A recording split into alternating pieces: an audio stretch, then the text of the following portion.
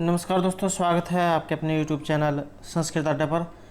दोस्तों, आज की इस वीडियो में हम करेंगे महर्षि भवभूति विरचित उत्तरामचरित से संबंधित 100+ ऐसे महत्वपूर्ण क्वेश्चनों को जो आपके आगे आने वाले एग्जाम के लिए महत्वपूर्ण होंगे।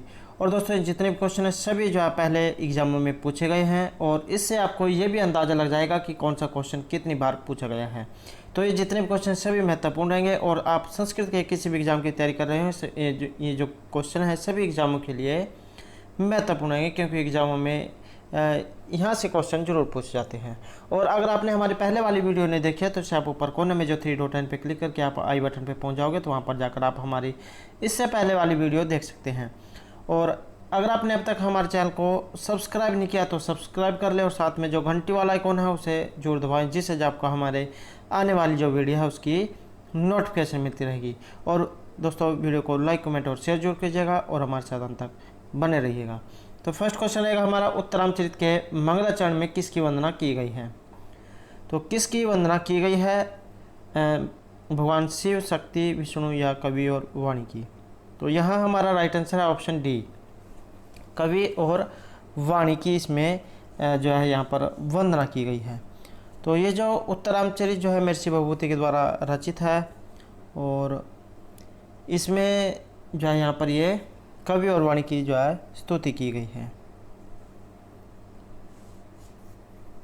नेक्स्ट रहेगा, उत्तरामचरित नाटक का मंगलाचरण किस छंद में है? एग्ज़ाम में जो छंद जो होते हैं ये जरूर पूछे जाते हैं। और अगर आपने ये छंद से संबंधित हमारी पहले वाली वीडियो नहीं देखी है तो इसे आप ऊपर कोने में 3 डॉट लाइन पर क्लिक करके देख सकते हैं, या जो हमारे चैनल की प्लेलिस्ट है वहाँ पर जाकर देख सकते हैं। तो यहाँ पर बात की जाए तो उत्तरामचरित नाटक के मंगलाचरण की, तो इसमें छंद कौन सा है? तो यहाँ जो राइट आंसर है ऑप्शन बी रहेगा, अनुष्टुप छंद का इसमें प्रयोग हुआ है। और जो अनुष्टुप जो छंद है इसमें एग्जाम में पूछा जाता है कि इसमें अक्षर कितने हैं, तो 32 इसमें अक्षर हैं। लक्षण क्या है? श्लोके षष्ठम गुरु गेयम सर्वत्र लघु पंचमम द्विचतुष्पादियो हर्षम सप्तमम दीर्घमन्यु।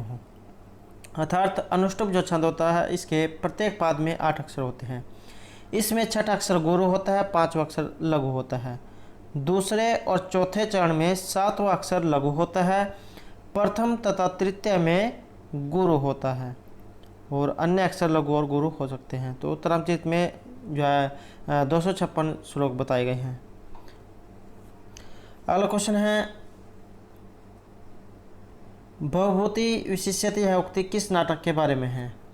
तो ये यहाँ पर दी गई है उक्ति, ये नाटक बताना है कि कहाँ से इसका संबंध है। तो इसका जो संबंध है रहेगा ऑप्शन ए, उत्तरामचरित नाटक से। नेक्स्ट क्वेश्चन है, उत्तरामचरित नाटक के तृतीय अंक में प्रधान रस। तो ये जो उत्तरामचरित नाटक है इसमें जो तीसरा अंक है वेरी वेरी इंपॉर्टेंट है, 6 अंक। और इसमें प्रधान रस कौन सा है? करुण, वीर, श्रृंगार या विवत्स कौन सा रस है? तो इसमें करुण रस का प्रयोग किया गया है। एक और रस है करुण एवं निमित्त भेदाद। ये सूक्ति आपने सुनी होगी, उत्तरामचरित से ये ली गई है। और ये जो क्वेश्चन है टीजीटी की परीक्षा हुई थी, इसमें जो क्वेश्चन पूछा गया था, तो इससे जो आपको ये अंदाज़ा लग जाएगा कि कौन सा क्वेश्चन कितनी बार एग्जाम में पूछा गया है और किसके आगे आने की संभावना रहेगी। नेक्स्ट है, उत्तरामचरित के तृतीय अंक का मुख्य रस इनमें से क्या है? तो मुख्य रस कौन सा है? मुख्य रस रहेगा ऑप्शन ए, करुण रस। नेक्स्ट रहेगा उत्तरामचरित नाटक का मुख्य रस, और लगातार एग्जाम में क्वेश्चन पूछा गया है, तो करुण रस का प्रयोग हुआ है। नेक्स्ट है, किस नाटक का अंगिरस करुण रस है? तो अंगिरस करुण रस किसका है? महावीर चरित, उत्तरामचरित, वेणु संहार या इनमें से कोई नहीं। तो ये बताया गया है ऑप्शन बी, उत्तरामचरित का। और पीएचडी की परीक्षा में जाए क्वेश्चन इस तरह से पूछा गया था। अगला क्वेश्चन है, करुणो अंगिरसः अस्ति। यहाँ पर संस्कृत में यही क्वेश्चन पूछ लिया गया है, यूपीएससी एलटी ग्रेड की परीक्षा थी उसमें। तो करुण रस प्रधान जो इसमें वो बताना है कि नाटक इनमें कौन सा है। तो ये रहेगा ऑप्शन ए, उत्तरामचरित जो है यहाँ पर ये करुण रस प्रधान इसमें माना गया है। अगला क्वेश्चन रहेगा उत्तरामचरित का प्रधान रस, और ये जो है यहाँ पर 2009, 11 पीजीटी टीजीटी दोनों में पूछ लिया गया था। तो उत्तरामचरित का प्रधान रस इनमें से कौन सा है? तो प्रधान रस माना गया है ऑप्शन सी करुण रस प्रधान रस। नेक्स्ट है करुण रस का प्रधान नाटक। क्वेश्चन वही है लेकिन उसे जो थोड़ा सा घुमा फिरा कर पूछा गया है। किसी में जो यहाँ पर संस्कृत में पूछ लिया गया है, किसी में हिंदी में, किसी में जो यहाँ पर ऑप्शन बदल दिए गए हैं। तो यहाँ राइट आंसर ऑप्शन बी रहेगा उत्तरामचरित। और दोस्तों अगर आप वीडियो को 2-3 बार देख लेते हैं तो आपको जितने भी क्वेश्चन हैं सभी जो है इसी वीडियो में ही याद हो जाएंगे। नेक्स्ट है छाया अंक उत्तरामचरित नाटक में प्रधान रस कौन सा है? तो इसमें प्रधान रस कौन सा है? छाया अंक पूछ लिया गया है। तीसरा अंक छाया अंक उत्तरामचरित से संबंध है, महर्षि भभूति के द्वारा रचित है। प्रधान रस कौन सा है? तो प्रधान रस करुण रस। नेक्स्ट है निम्नलिखित में से कौन सी रचना भभूति की नहीं है? तो महर्षि भभूति द्वारा रचित एक रचना कौन सी नहीं है? तो इनमें से एक नहीं है, ये रहेगी ऑप्शन ए। प्रतिमा नाटक जो है यहाँ पर ये भभूति की नहीं है। तो ये किसकी है? ये भास की रचना है और भास के 13 नाटक रचे गए हैं और महत्वपूर्ण हैं। तो बाकी और जो यहाँ पर दिए गए हैं सभी इनकी रचना है।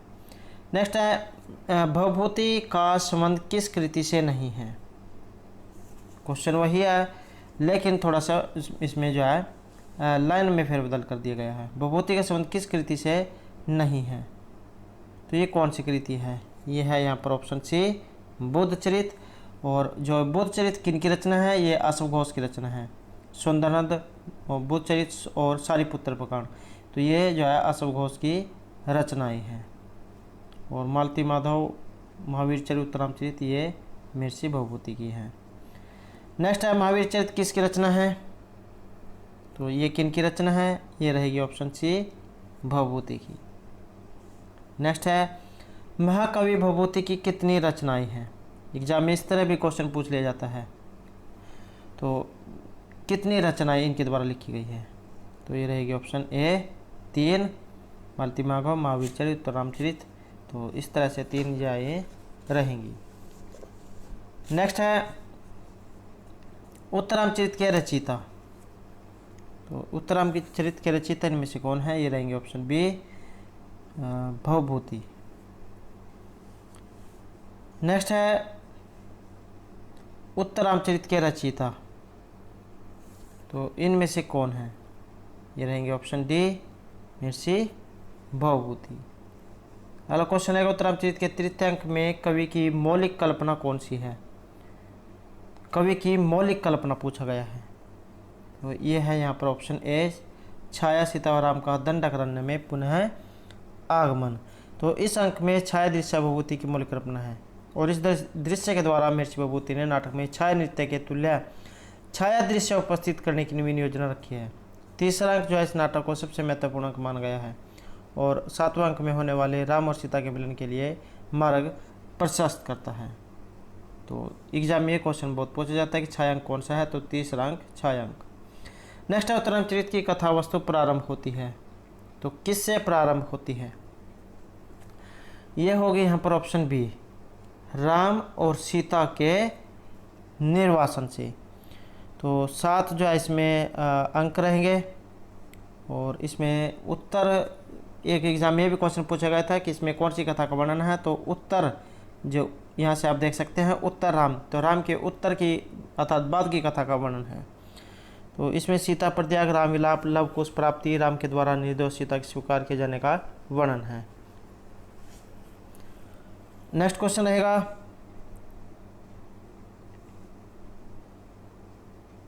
उत्तरामचरित के तृतीय अंक में राम किससे अपनी मनोव्यथा का वर्णन करते हैं? तो अपनी मनोव्यथा का वर्णन इनमें से किससे करते हैं? तो ये करते हैं ऑप्शन ए वासंती से। और इसमें आपने एक श्लोक सुना होगा दलते हृदय शोक उद्वेगा द्विधा तु न भिदते वहति विकलः काया मोह न मुंचति चेतनम ज्वल्यते तन्मो अंतर्धाक्रोति न भस्मसात प्रहर्ति विधिम छेदि न कृंतति जीवितम। तो इसमें क्या कहा गया है कि मेरा हृदय शोक की व्याकुलता से फट रहा है परंतु दो टुकड़ों में विभक्त नहीं होता। व्याकुल शरीर मूर्छित होता है परंतु चेतना को नहीं छोड़ता है। आंतरिक संताप शरीर को जला रहा है परंतु भस्मसात नहीं करता है। मर्म स्थल को बींधने वाले भाग्य प्रहार करता है परंतु जीवन को सर्वथा नष्ट नहीं करता है। इस प्रकार इस श्लोक में विषय शक्ति जो अलंकार है और हरिणी छंद का इसमें प्रयोग हुआ है। यह सूक्ति एग्जाम में पूछी जाती है कि दलते हृदय शोक उद्वेगात द्विधतु न भिलते। यह जो सूक्ति एग्जाम में आती है उत्तरामचरित से ली गई है, आपने ये याद रखना है। नेक्स्ट है रामचंद्र छाया सीता को क्यों नहीं देख पाए। तो क्या कारण था कि नहीं देख पाई थी। तो इसका कारण था ऑप्शन सी, सीता को दिए गए भागीरथी के आशीर्वाद की वजह से है। नेक्स्ट आएगा उत्तरामचरित में अदृश्य रूप में सीता किसके साथ पंचवटी में आती है। तो इस तरह के क्वेश्चन एग्जाम में जरूर पूछ जाते हैं। तो अदृश्य रूप में सीता किसके साथ पंचवटी में आती है, गोदावरी, गंगा, तमसा या वासंती के साथ। 2013 का एग्जाम था टीजीटी के, उसमें जो इस तरह से क्वेश्चन पूछा गया था। तो यहाँ राइट आंसर रहेगा ऑप्शन सी, तमसा के साथ। और जो गंगा जो है उन्होंने सीता को आदेश दिया कि वह अपने हाथ से एकत्रित फूलों से सूर्य की पूजा करे। वासंती अर्थात जो वन देवता है ये सीता की सख्या है और गोदावरी जो नदी है उसकी अधिष्ठात्री देवी है। तो तमसा एग्जाम में इस तरह भी क्वेश्चन पूछा जाता है कि तमसा मुरला कौन है, तो ये वन देवता है या नदी देवता जो है इनको कह सकते हैं। और सीता की सख्या भी एग्जाम में पूछ लिया जा सकता है, तो सीता की सख्या भी आप इन्हें कह सकते हैं। नेक्स्ट है उत्तरामचरित के तृतीयांक की घटना किस स्थान पर घटित होती है। तो ये भी जो क्वेश्चन महत्वपूर्ण है, कौन से स्थान पर घटित होती है। तो यह रहेगी ऑप्शन डी, पंचवटी जो है वहाँ पर यह घटित होती है।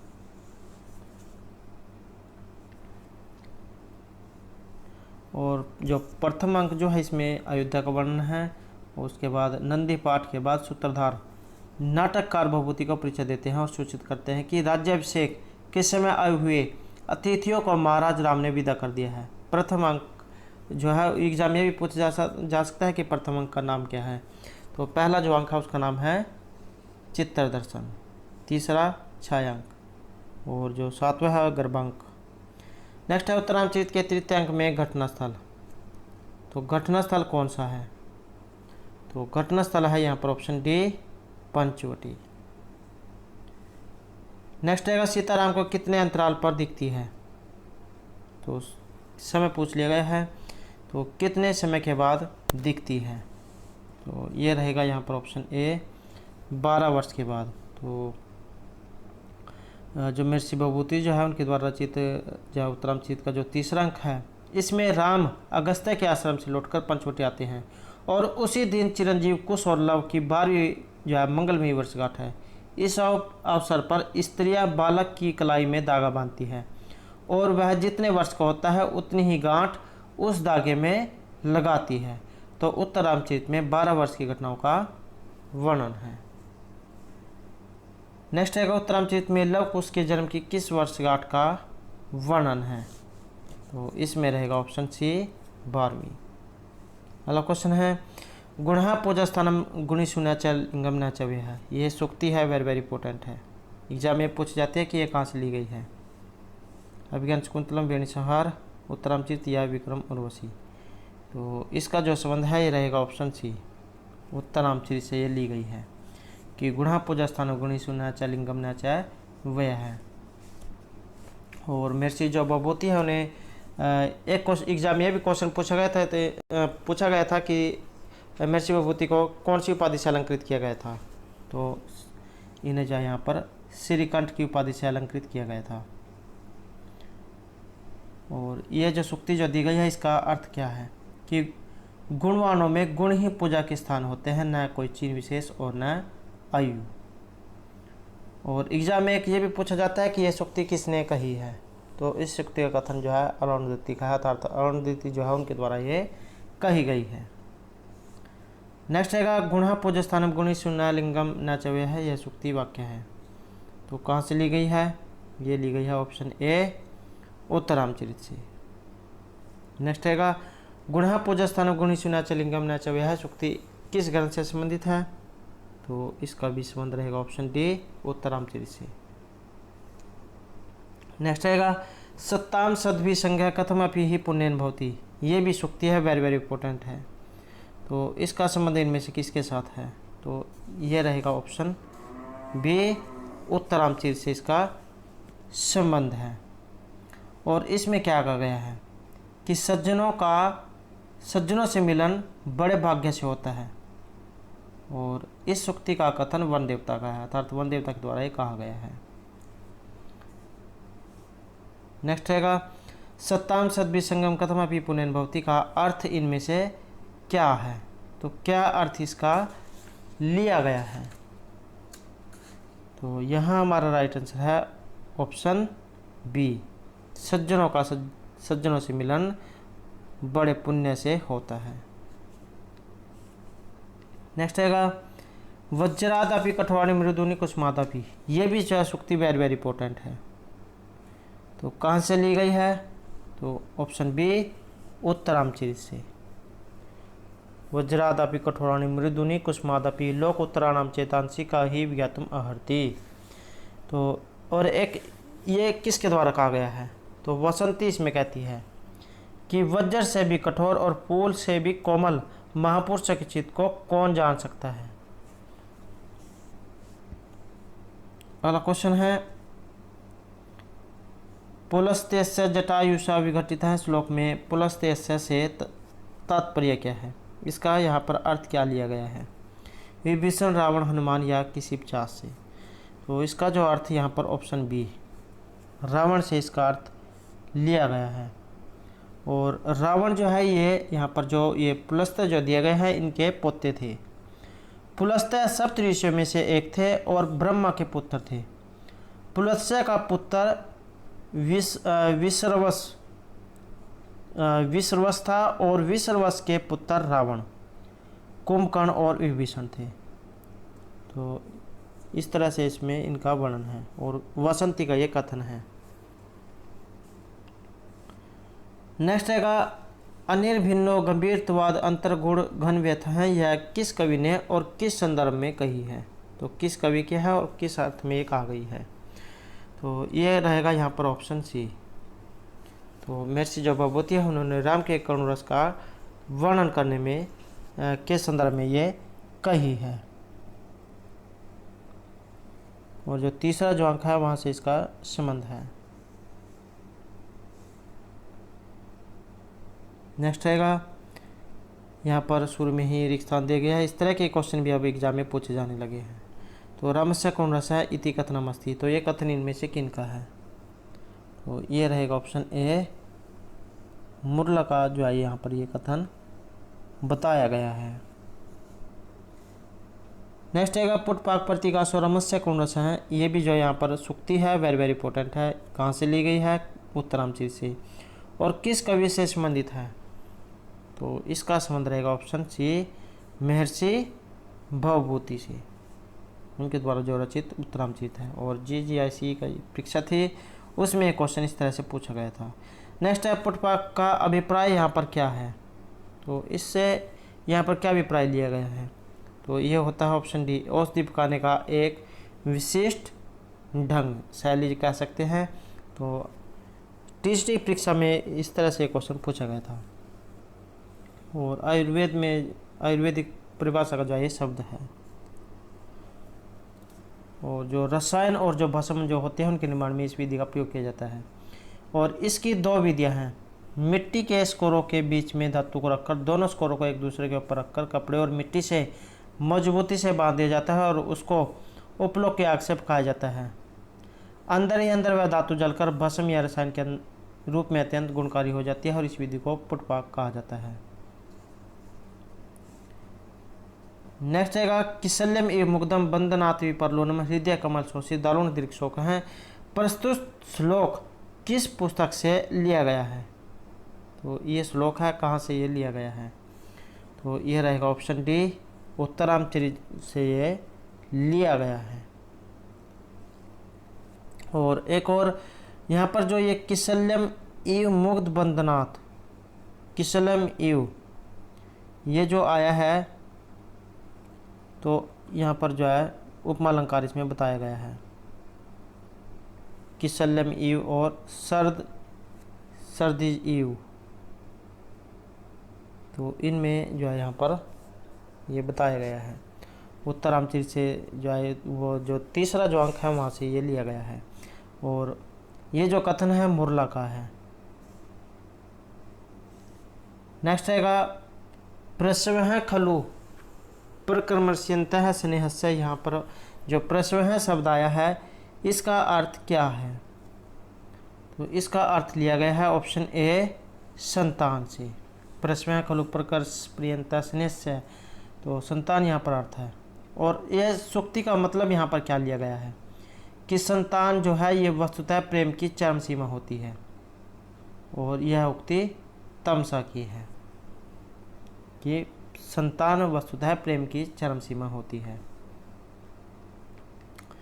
नेक्स्ट है परस्वः खलु प्रकर्षयन्तः स्नेहस्य इति कथनमस्ति। ये कथन इनमें से किन का है? तो रहेगा ऑप्शन सी तमसा का। LT ग्रेड की 2018 में एग्जाम था, उसमें जो है ये क्वेश्चन आया था। नेक्स्ट है अंतः कर्ण तत्वस्य दंपत्यो स्नेह संश्रयात् आनंद ग्रंथिर एको अयम अपीति पठ्यते। तो यहाँ पर अपत्यम जो अर्थ आया है, ये जो अपत्यम जो यहाँ पर आया है इसका अर्थ यहाँ पर क्या लिया गया है? तो इसका जो अर्थ है ये लिया गया है ऑप्शन सी संतान। संतान यहाँ पर इसका अर्थ लिया गया है। और इसमें क्या कहा गया है? उत्तरामचरित का जो तीसरा अंक है वहाँ से लिया गया है। और क्या कहा गया है कि पति और पत्नी की हृदय रूपी तत्व के प्रेम का आश्रय होने के कारण संतान यह अनुपम सुख की गांठ कही जाती है। और प्रत्येक जो व्यक्ति होता है उसे संतान की इच्छा जरूर होती है, तो वही यहाँ पर बताया गया है। नेक्स्ट है अंतः कर्ण तत्वस्य दंपत्यो स्नेह संश्रयात् आनंद ग्रंथिरेको पठ्यते। इस श्लोक में महत्व प्रतिपादित है, तो ये रहेगा ऑप्शन डी पुत्र का। नेक्स्ट है कुरुणस्य मूर्तिर अथवा श्रीधारणी वीर्य अथवा। इस तरह से आपने जो है एक श्लोक सुना होगा। तो ये उक्ति किसके बारे में है? शंभोक, तमसा, सीता या भगीरथी के बारे में। तो ये रहेगी ऑप्शन सी सीता के बारे में ये उक्ति कही गई है। कुरुणस्य मूर्तिर अथवा श्रीधारणी वीर्य अथवा इवनमिति जानकी ही। तो तमसा जो है उन्होंने सीता के बारे में ये कही है कि सीता जो है ये करुण रस की मूर्ति अथवा श्रीधारणी वियोग व्यथा के तुल्य वन में आ रही है। तो महर्षि भगवती द्वारा रचित जो उत्तरामचरित है उसका जो तीसरा अंक है उसका चौथा श्लोक ये रहेगा। नेक्स्ट है करुण रसस्य मूर्ति अथवा श्रीधारणी व्यथा इवनम इति जानकी है कथन इनमें से किन का है? तो ये कथन है ऑप्शन डी तमसा का। नेक्स्ट है विरह व्यथा वनम इति जानकी इति वचनमस्ति। तो कहाँ से इसका संबंध है? ये रहेगा ऑप्शन बी उत्तरामचरित से। नेक्स्ट है तमसा और मुरला दो कौन है? ये भी जो क्वेश्चन बहुत ही बार एग्जाम में देखने को आया है। तमसा और मुरला इनमें से कौन है? सीता की सखिया, सेविकाएं, तपस्विनियाँ या नदियाँ। तो ये कौन है? ये यहाँ पर ऑप्शन डी रहेगा। नदियाँ जो है यहाँ पर ये बताई गई हैं। सीता की जो सखिया है ये वासंती, वन देवता और आत्रेयी, और एक तपस्विनी ब्रह्मचारिणी देवी के रूप में महाकवि भगवती के द्वारा उत्तरामचरित में उल्लेखित की गई हैं। तो आपने ये याद रखना है कि ये दो नदी देवता हैं। नेक्स्ट है उत्तरामचरित नाटक में तमसा और मुरला इनमें से कौन है? तो तमसा और मुरला ये रहेगा ऑप्शन सी नदी विशेष अधिष्ठात्री देवियाँ। नेक्स्ट क्वेश्चन रहेगा उत्तरामचरित में वर्णित तमसा और मुरला दो क्या हैं? तो ये तमसा और मुरला ये है ऑप्शन बी दो नदियाँ। नेक्स्ट है उत्तरामचरित में तीसरे अंक में किस नदी का उल्लेख है? वेरी वेरी इंपॉर्टेंट क्वेश्चन है। तीसरा अंक में किस नदी का उल्लेख हुआ है? कावेरी, कृष्णा, गोदावरी या यमुना नदी का? तो यहाँ रहेगा ऑप्शन सी गोदावरी जो नदी है उसका इसमें उल्लेख हुआ है। अगला क्वेश्चन रहेगा उत्तरामचरित में पात्रों की संख्या कितनी है? तो उत्तरामचरित में पात्रों की संख्या 23, 24, 25 या 26। तो पुरुष पात्र जो है यहाँ पर 19 हैं और जो स्त्री पात्र 11 और अन्य 6। तो इस तरह से यहाँ पर इनमें कोई ऑप्शन नहीं है। तो 9 से 15 16 1 2 3। तो इस तरह से यहाँ पर इनमें कोई नहीं है। तो इसका आंसर जो है 36 रहेगा। नेक्स्ट है त्वम जीवितम त्वम असि में हृदय द्वितम त्वम कौमुदीनेन और अमृतम त्वम अंगे। ये एग्जाम में सूक्ति भी दी जाती है यहाँ से। तो यह कथन इनमें से किन का है? यह रहेगा ऑप्शन बी, वासंती का ये कथन है। और इसमें क्या कहा गया है? त्वम जीवितम त्वम असि में हृदय द्वितम, कि तुम मेरा जीवन हो, तुम मेरा दूसरा हृदय हो, तुम मेरे नेत्रों के लिए चांदनी हो और तुम मेरे अंगों के लिए अमृत हो। और ये कथन जो है वासंती का है। एग्जाम में ये कथन जरूर पूछ लिया जा सकता है कि ये किन का है, तो ये आपने याद रखना है। वासंती का ये कथन है। नेक्स्ट है त्वम जीवितम त्वम असि में हृदयम। यह पंक्ति किससे संबंधित है? तो यह रहेगा ऑप्शन सी, वासंती से। नेक्स्ट है त्वम जीवितम त्वम असि में हृदय द्वितम उत्तरामचरित में। यह किसकी उक्ति है? तो ये उक्ति किसकी है? यह रहेगी ऑप्शन ए, वासंती की। नेक्स्ट है त्वम जीवितम का अर्थ। ये जो त्वम जीवितम जो आया है, इसका अर्थ क्या है? तो इसका अर्थ होता है ऑप्शन सी, कि तुम जीवन हो। अगला क्वेश्चन है उत्तरामचरित में लव के जन्म का रहस्य उद्घाटन होता है। तो ये जो उत्तरामचरित है, इसमें किससे कुश और लव के जन्म का रहस्य उद्घाटन होता है? विष्कंभक के द्वारा, प्रवेशक के द्वारा, छूलिका के द्वारा या आकाश भाषित के द्वारा? तो ये रहेगा यहाँ पर ऑप्शन ए, विष्कंभक जो है इसके द्वारा यहाँ पर लव और कुश के जन्म का रहस्य उद्घाटन होता है।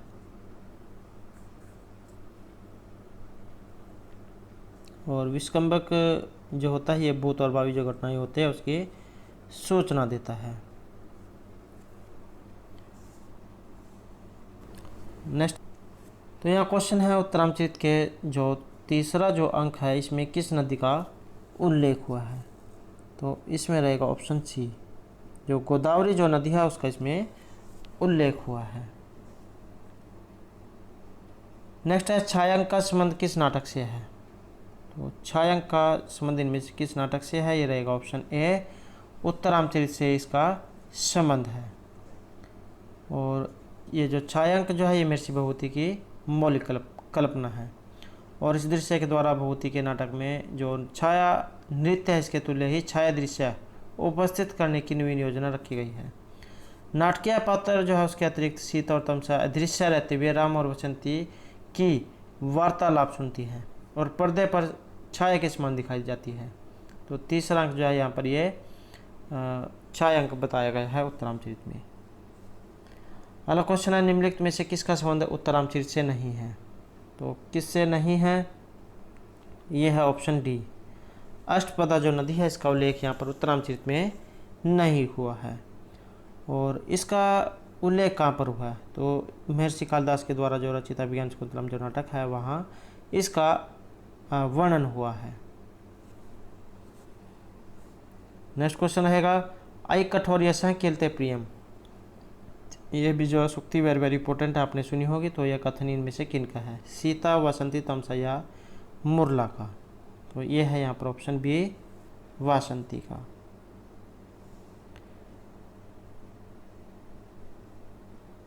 कि हे निष्ठुर तुम्हें निश्चय ही यश प्यारा है। आई कठोर यशः खेलते प्रियम, कि हे निष्ठुर तुम्हें यश प्यारा है, ये इसमें कहा गया है।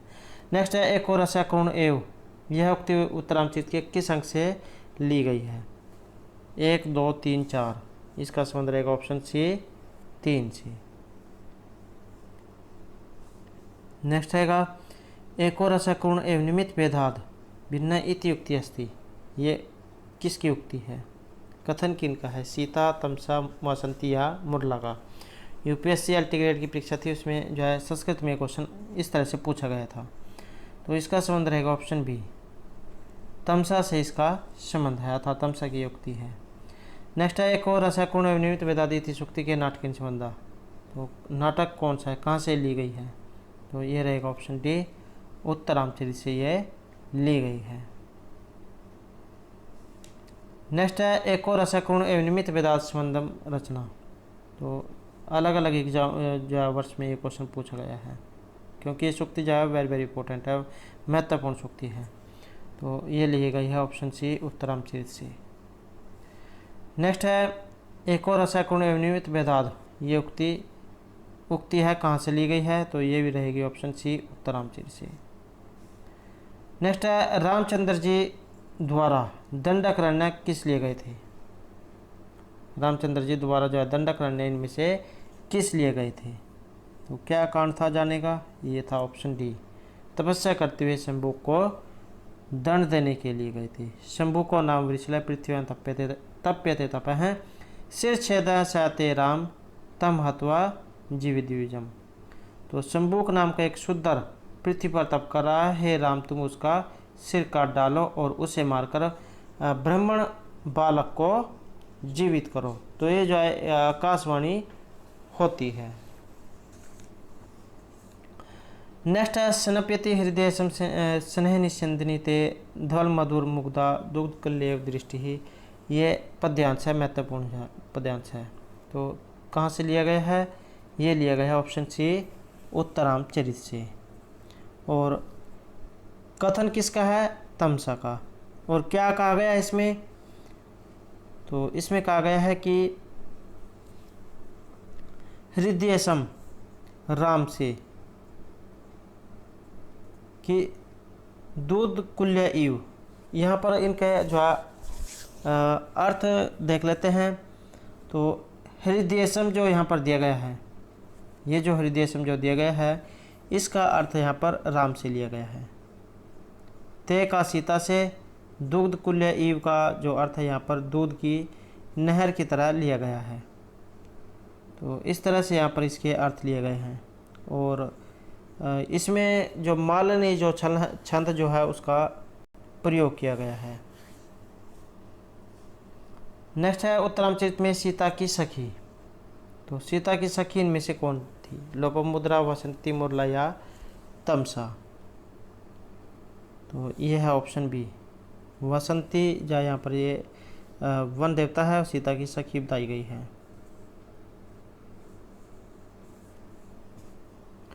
और जो लोपामुद्रा जो है ये अगस्त्य की धर्मपत्नी है। एग्जाम में DSSB के एक एग्जाम में क्वेश्चन जहाँ पूछा गया था कि लोपामुद्रा कौन है, तो ये जो है महर्षि जो अगस्त्य जो है उनकी ये पत्नी है। नेक्स्ट है, उत्तरामचरितम नाटक में वर्णित वासंती। तो इसमें वर्णित वासंती कौन है, राक्षसी, नदी, लवकुश की परिचय का, सीता की सखी। तो ये है ऑप्शन डी, सीता की सखी। नेक्स्ट है, उत्तरामचरित के तीसरे अंक का प्रारंभ किससे होता है, ये महत्वपूर्ण रहेगा। तीसरे अंक का प्रारंभ इनमें से किससे होता है, तो ये होता है ऑप्शन डी, विष्कंभक से। नेक्स्ट है, अपि ग्रावारोदिति अपि दलति वज्रस्य हृदयम, वेरी वेरी इंपॉर्टेंट सूक्ति है। तो कहाँ से ली गई है, तो इसका संबंध रहेगा ऑप्शन डी, उत्तरामचरित से जो ये ली गई है। अपि ग्रावारोदिति अपि दलति वज्रस्य हृदयम, कि खिंचित आपके चिरितों से पत्थर भी रो पड़े थे और वज्र का हृदय भी फट गया था। तो इस तरह से इसमें कहा गई है। और अलंकार भी आ सकता है। तो जिस प्रकार की इसमें जो बात कही गई है उससे जो है ये प्रतीत होता है कि इसमें अतिशयोक्ति अलंकार का प्रयोग किया गया है, जहाँ पर किसी बात को बड़ा चढ़ाकर कहा जाता है। और शिखरणी छंद। नेक्स्ट है, कल्याणी सजीव जगतपतिम, इस पद्यांश में जगतपतिम की व्यंजना क्या है, राम के लिए किया आया है, शिवजी, राजा या सीता के लिए। तो ये आया है ऑप्शन ए, राम के लिए। जगतपतिम की व्यंजना जो है यहाँ पर राम के लिए की गई है। नेक्स्ट है, उत्तरामचरितम का छायांक नाम से प्रसिद्ध अंक क्या है, तो तीसरा अंक छायांक। अगला क्वेश्चन रहेगा प्रोत्पीड़े तटाकस्य परिवहन प्रतिक्रिया से तात्पर्य है। ये जो है यहाँ पर सूक्ति जो है ये एग्जाम में पूछी जाती है। तो इसका अर्थ क्या लिया गया है? इसका अर्थ लिया गया है यहाँ पर ऑप्शन ए कि तालाब के अधिक भर जाने पर जल को बाहर बहाना ही एकमात्र संरक्षण उपाय होता है।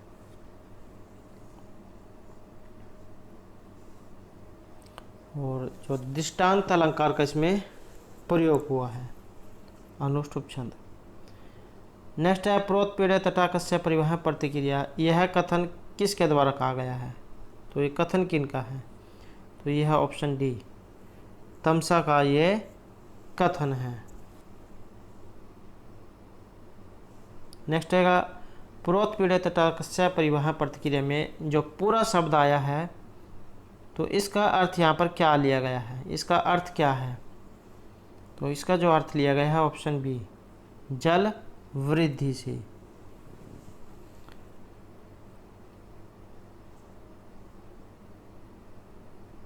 नेक्स्ट है तृतीय अंक में सीता वियोग जन्य शोक के कारण मूर्छित राम को पुनः चेतना कैसे प्राप्त होती है? तो तीसरे अंक में सीता के वियोग से जन्य शोक के कारण मूर्छित राम को पुनः चेतना कैसे प्राप्त होती है? तो ये होती है यहाँ पर ऑप्शन डी, छाया सीता के हाथ स्पर्श के द्वारा। नेक्स्ट रहेगा मूर्छित राम को चेतना कैसे मिली थी?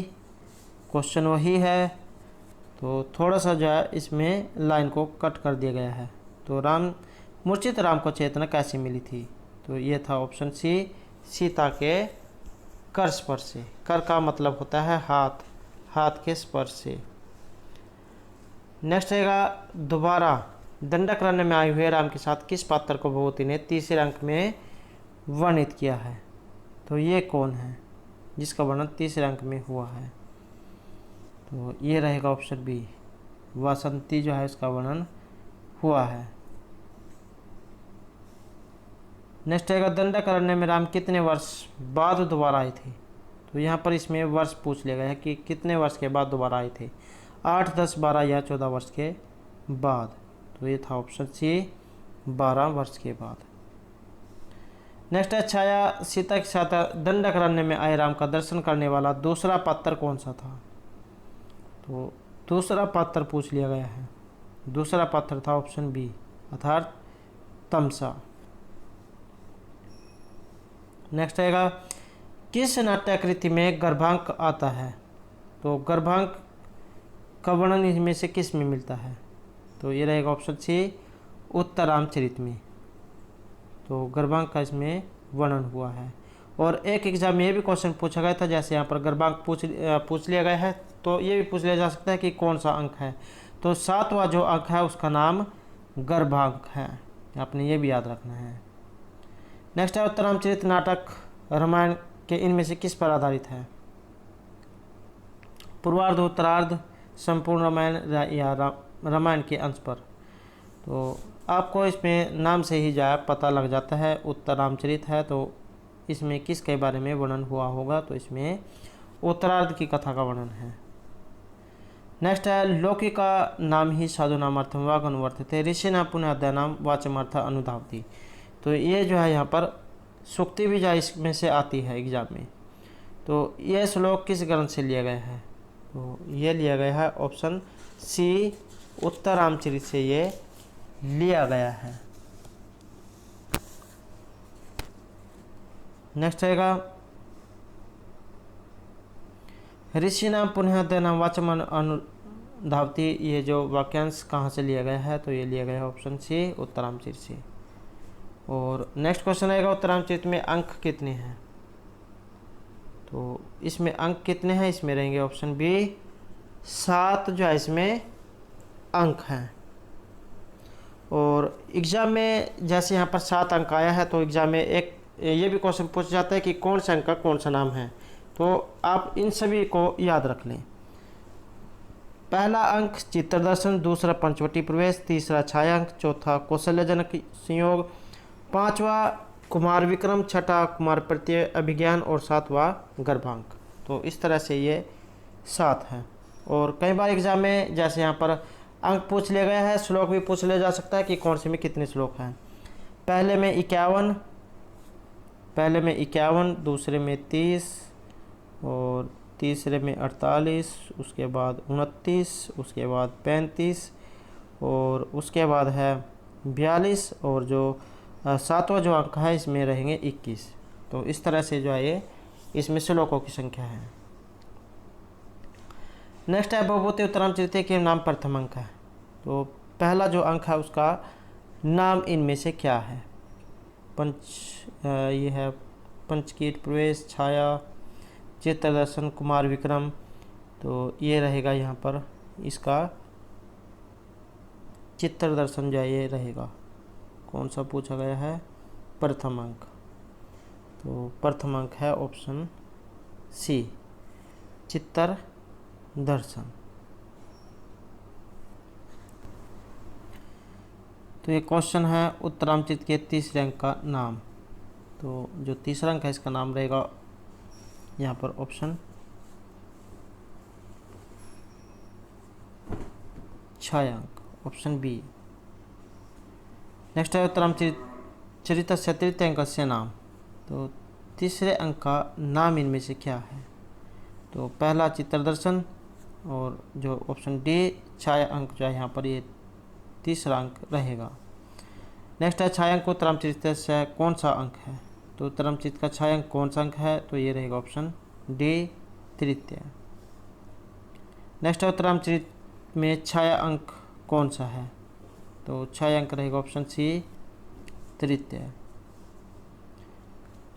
नेक्स्ट है उत्तरामचरित में अंकों की संख्या। तो 7 जो है इसमें यहाँ पर अंक है। और पहला चित्रदर्शन, पंचवटी प्रवेश, छाया, कौशल्यजनक संयोग, कुमार विक्रम, कुमार प्रत्यभिज्ञान और गर्भांक। नेक्स्ट है उत्तरामचरित में अंक की गिनती 5, 6, 7 या 8। तो अंक कितने हैं रहेंगे ऑप्शन सी, 7। नेक्स्ट है उत्तरामचरित में कुल कितने अंक हैं। तो अंक कितने हैं रहेंगे ऑप्शन सी, 7।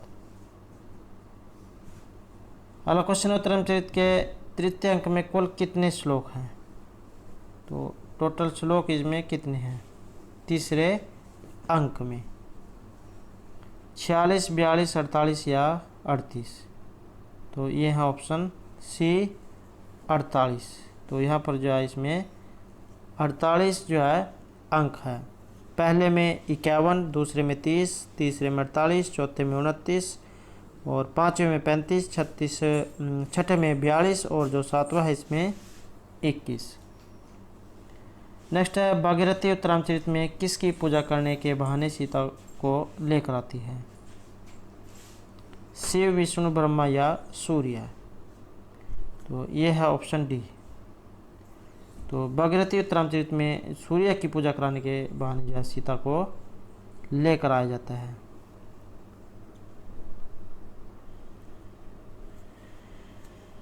अगला क्वेश्चन रहेगा छायांक का उपजीव्य। तो इसका मुख्य उपजीव्य इनमें से क्या है।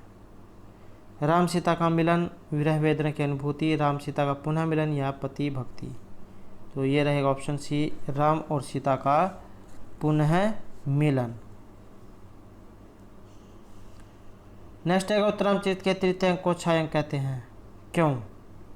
इसमें राम को सीता का चित्र दिखाया जाता है। इसमें सीता छाया सभी दर्शकों एवं पात्रों को दिखाई पड़ती है। इस अंक में राम को सीता की छाया दिखाई देती है, यह मंच उपस्थित सीता राम को दिखाई नहीं देती है। तो इसमें राइट आंसर कौन सा है। तो राइट आंसर है यहाँ पर ऑप्शन डी, कि मंच पर उपस्थित सीता जो है राम को दिखाई नहीं देती है। तो ये जो उत्तरामचरित का जो तीसरा अंक है इसमें बताया गया है।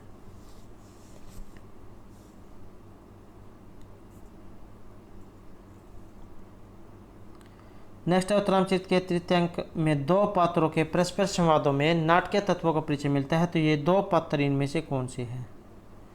राम वसंती, राम मुरला, तमसा मुरला या सीता और तमसा। तो ये दो पात्र इनमें से कौन है। तो ये दो पात्र रहेंगे ऑप्शन सी, तमसा और मुरला। और ये जो तमसा और मुरला जो है, इनके प्रवेश से जो तीसरा जो अंक है उसका आरंभ होता है और पंचवटी वर्णन इसमें रहेगा। तो तीसरा अंक जो है यहाँ पर अभी तक देखने में महत्वपूर्ण आया है। नेक्स्ट है अमर सिंधु। तो ये अमर सिंधु इनमें से क्या है, सरस्वती, समुद्र, गंगा या यमुना। तो ये रहेगा ऑप्शन सी, गंगा। तो गंगा से या यहाँ पर इसका अर्थ ये लिया गया है। नेक्स्ट क्वेश्चन रहेगा, यहाँ पर जो ये श्लोक है तो ये कहाँ से लिया गया है, ये लिया गया है ऑप्शन बी, उत्तर रामचरित से ये लिया गया है। और किसके द्वारा कहा गया है, ये कथन है राम का। और नेक्स्ट क्वेश्चन है, ईदृशानां विपाक्वापि जायते परम अद्भुत है।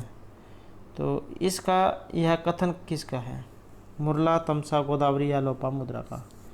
तो ये रहेगा ऑप्शन ए, मुरला का जो है यहाँ पर ये कथन है।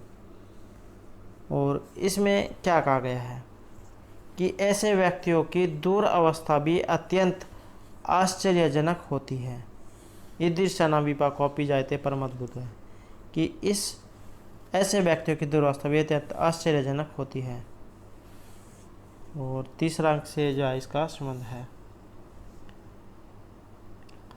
ईदृशानां विपाक्वापि जायते परम अद्भुत है इति उक्ति अस्ति।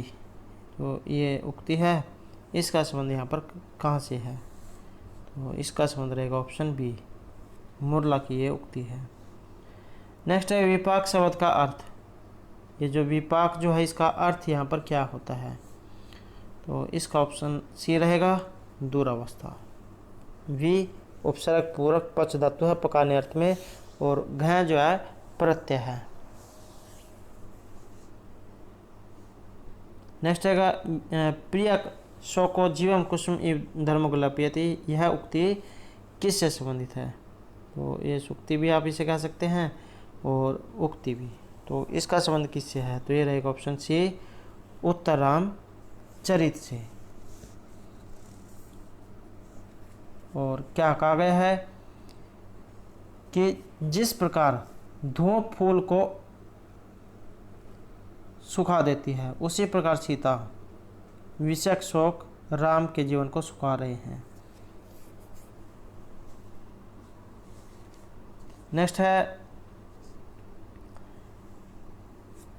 अच्छी गतिया महारात्रि व्यम रसित उत्तरम चरितम में किसकी उक्ति है, ये यहाँ पर दी गई है।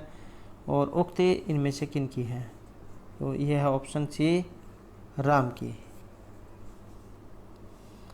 नेक्स्ट है उत्तरामचरित में किस पात्र की भूमिका नगण्य है, तो कौन सा पात्र है ये, सूत्रधार, नायक, नायिका या विदूषक। ये है यहाँ पर ऑप्शन डी, विदूषक पात्र की भूमिका नगण्य है। नेक्स्ट है उत्तर रामचरितम में एक पात्र नहीं है, तो ये पात्र कौन सा है, जो एक पात्र इसमें नहीं है, नायक, विदूषक, नायिका या सूत्रधार। तो इसमें जो विदूषक है, विदूषक को इसमें कोई काम नहीं है, तो विदूषक इसमें नहीं है। और इसके अलावा जैसे मालती माधव, महावीर चरित, उत्तरामचरित, इनमें विदूषक का कोई नहीं काम है, तो इसमें विदूषक का अभाव दिखाया गया है। नेक्स्ट है विदूषक रहित रचना, तो ये रहेगा ऑप्शन ए, उत्तरामचरित। यहाँ पर विदूषक रहित रचना रहेगी। नेक्स्ट है महाकवि भगवती के राम की किस प्रकृति के नायक हैं, ये जो एग्जाम में जरूर क्वेश्चन पूछ जाता है।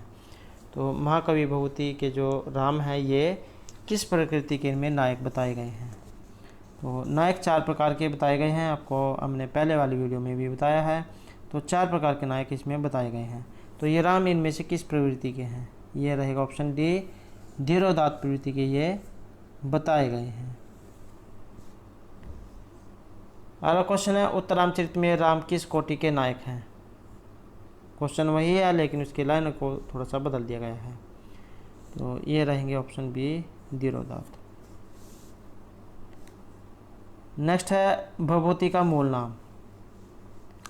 तो महर्षि भभूति का मूल नाम इनमें से क्या था? तो मूल नाम था ऑप्शन सी श्रीकंठ।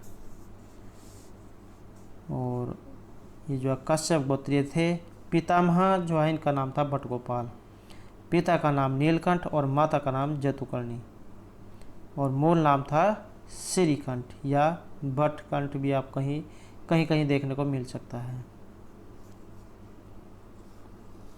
और ये जो यहाँ पर जो महर्षि जो है आचार्य जो हैं इनके ऊपर भी हमारे द्वारा पहले जो है वीडियो बनाई गई है जिसमें सभी का जीवन परिचय और इनकी जो रचनाएं हैं वगैरह जो कुछ भी है सभी जो हमारे द्वारा उस वीडियो में कराई गई हैं।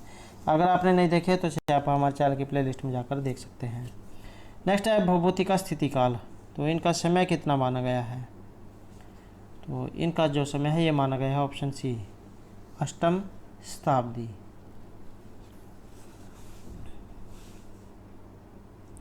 नेक्स्ट है भगवान अगस्त्य की पत्नी का नाम। तो अगस्त्य की जो पत्नी है इनका नाम क्या था? और उसमें DT+P का जो एग्ज़ाम था उसमें क्वेश्चन आया था TGT परीक्षा में। तो भगवान अगस्त्य की पत्नी का नाम तो ये था यहाँ पर ऑप्शन सी लोपामुद्रा। और सौधातकी जो है ये वाल्मीकि के शिष्य है और सुधाता का पुत्र है। तमसामुरला जो है नदी देवता है उत्तरामचरित में। नेक्स्ट है मुनि अगस्त्य की पत्नी। क्वेश्चन वही है। तो मुनि अगस्त्य की पत्नी ये है ऑप्शन ए लोपामुद्रा।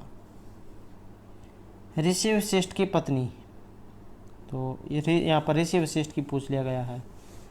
तो इनकी पत्नी का नाम था ऑप्शन बी अरुंधति।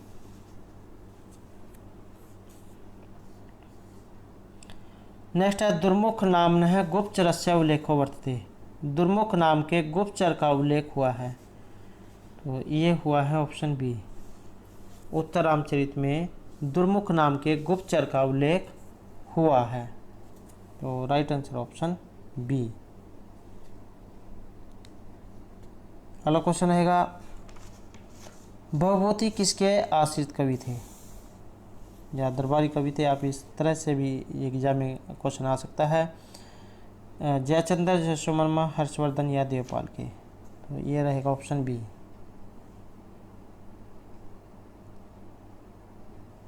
यशोवर्मा के।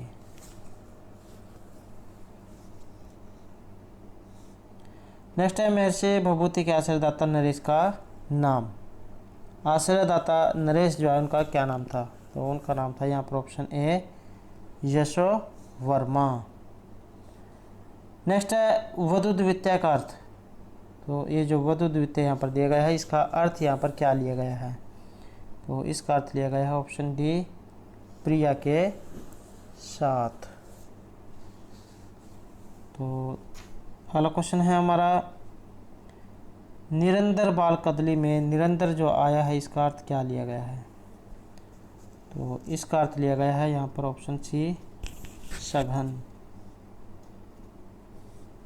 नेक्स्ट है उत्तरामचरित के तृतीय अंक में नाट्य संधि। तो नाट्य संधि इसमें कौन सी है? तो यहाँ रहेगा ऑप्शन डी। तो नाट्य संधि रहेगी यहाँ पर गर्भ संधि। यहाँ जो गर्भांक जो है ये 7 अंक माना गया है और वैसे संधियाँ 5 होती है। तो दोस्तों ये थे हमारे आज के यहाँ पर उत्तरामचरित से संबंधित कुछ महत्वपूर्ण क्वेश्चन जो आपके आगे आने वाले एग्जाम के लिए महत्वपूर्ण रहेंगे। और दोस्तों अगर आपने अब तक हमारे चैनल को सब्सक्राइब नहीं किया तो सब्सक्राइब कर ले और साथ में जो घंटी वाला आइकॉन है उसे जरूर दबाएं जिससे आपको हमारे आने वाली जो वीडियो है उसकी नोटिफिकेशन मिलती रहेगी। और दोस्तों वीडियो को लाइक कमेंट और शेयर जरूर कीजिएगा। और दोस्तों हमारे साथ अंत बनाने के लिए धन्यवाद।